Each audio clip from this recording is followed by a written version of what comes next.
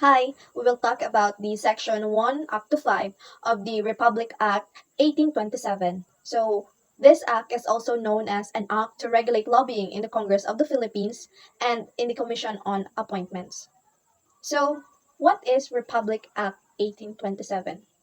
This act aims to establish rules and regulations for lobbying activities in the Philippines. It outlines the legal boundaries for influencing legislation and appointments, promoting ethical practices, and deterring corrupt methods.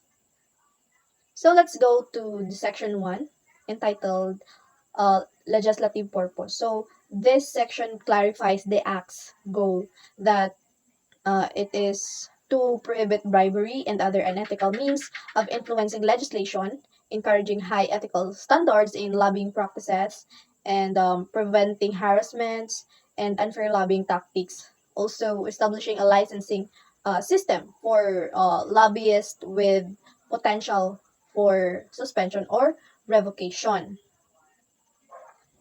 So, let's go on the section 2 and 3 that talks about the corrupt practices in legislation. So these sections defines and penalize corrupt attempts to influence. In section 2, it means that offering or receiving money or valuables to secure uh, passage or defeat of a bill or resolution. So, legislators must be informed of lobbyists' personal or clients' financial interest in matter. Example of this is a company representative offers money to a congressman in exchange for voting against a bill that increases environmental regulations for their industry. So, this would be a violation. Then in section 3, sa appointments ito. So, bribing officials to confirm or either reject an appointment before the Commission on Appointments. Lobbyists with appointments pending cannot use secret methods to influence commission members. So, example of this is a candidate for a government position promises to give financial benefits to a commission member in exchange of their for their vote. So, this is prohibited under this act. And let's go to section 4, the definitions. This section provides clear definitions for key terms used throughout the act. So the measure, it is the proposed legislations like bills, resolution, or amendments. Then lobbying, it means promoting or opposing legislation, appointments before Congress or the Commission on Appointments. And then the lobbyist, it is the person hired to influence legislation, excluding those authorized under Section 12. So, next is the unprofessional conduct. It means violating the act, soliciting lobbying, work unethically, or influencing votes through improper means. Then the principal, it is the individuals or organizations hiring lobbyists affected by the legislation or appointment. Then the docket and report. It means it is the registers maintained by secretaries and reports filed by lobbyists detailing their activities and expenses. Then the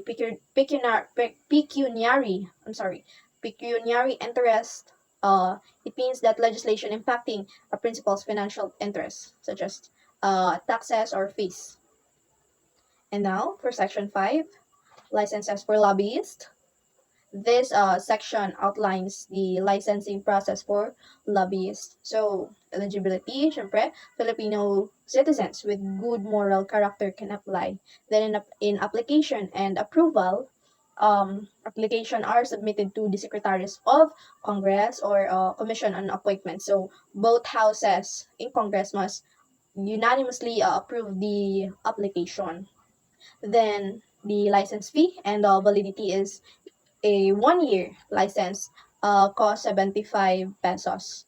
Then in denial and appeal, applicants have the right to hearing if denied and can appeal through a court order.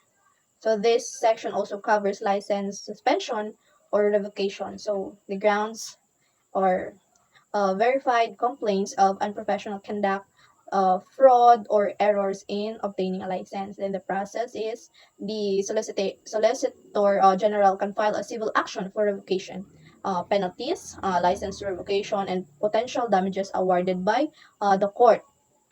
Then, ang suspension of lobbying is individuals with revoked licenses or convicted of violating the act cannot lobby until reinstated.